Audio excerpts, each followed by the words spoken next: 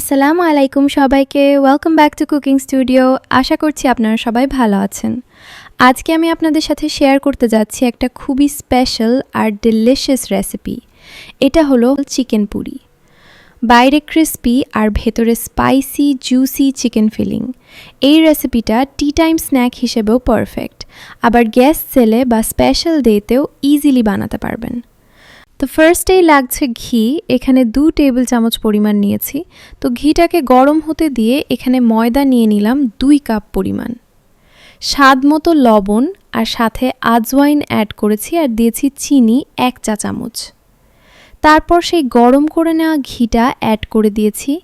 এরপর চামচ দিয়ে ভালোভাবে মিক্স করে এরপর অল্প অল্প পানি মিক্স করে একটা ডো বানিয়ে নিব। তো মোটামুটি সফট একটা ডো বানিয়ে নিতে হবে।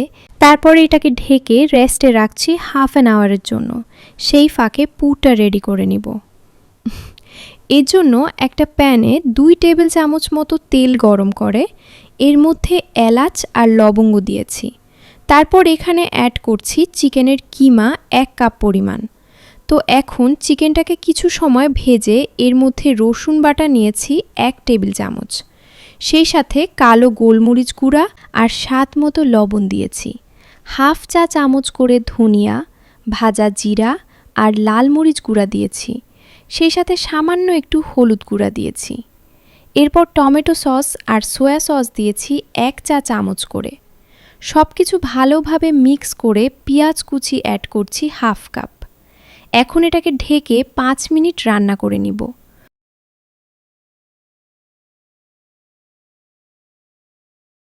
তো 5 মিনিট পর দেখতেই পারছেন পুরটা একদম রেডি।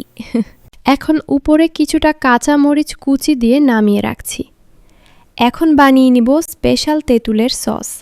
এর জন্য প্যানে সরিষার তেল দিয়েছি 1 চা চামচ। তেল গরম হয়ে গেলে এর মধ্যে অ্যাড করছি রসুন কুচি।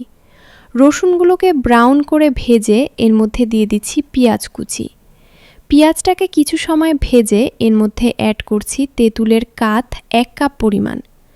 এরপর দিয়েছি গুড় হাফ কাপ আর স্বাদ মতো লবণ আর চিলি ফ্লেক্স।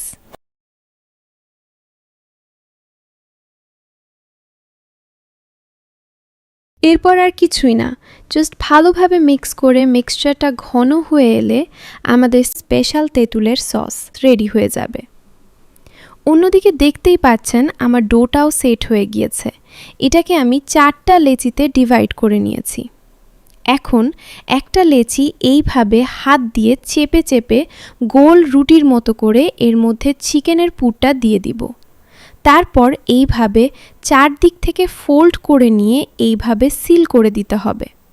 আশা করছি দেখেই বুঝতে পারছেন। তো পুরিটা বানাতে কোনো প্রকার বেলাবেলি ঝামেলা নেই, খুব সহজে বানিয়ে ফেলতে পারবেন। তো এইভাবে আমি সবগুলো বানিয়ে নিয়েছি। এখন ফ্রাই করে নিব। এর জন্য আগে থেকেই তেল হালকা গরম করে নিয়েছি। চুলার আঁচ এই পর্যায়ে মিডিয়াম লোতে আছে। তো একটু সময় দিয়ে আস্তে ধীরে ফ্রাই করে নেবেন, তাহলে উপরের পাশটা ক্রিস্পি হবে। তো এইভাবে গোল্ডেন ব্রাউন কালার করে ফ্রাই করে নিতে হবে। আলহামদুলিল্লাহ, এইভাবে খুব সহজে তৈরি হয়ে গেল আমার স্পেশাল চিকেন পুরি।